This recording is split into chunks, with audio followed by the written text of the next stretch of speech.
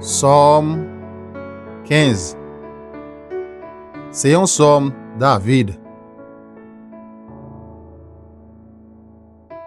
Seye, qui moun ki ka rete la kay ou?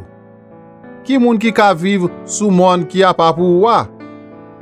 C'est moun qui fait volonté bon Dieu dans tout bagay. Qui toujours fait ça qui bien. C'est moun qui parle vérité à Jean lié dans kelli.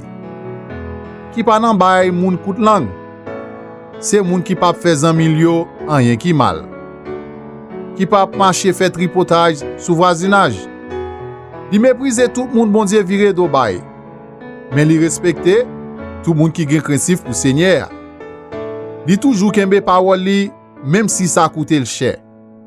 Li prête moun sans demander intérêt. Li pa prend l'argent en bas pour bay menti sous moun qui innocent. Moun qui fait bagay sa yo, pa jam tombe.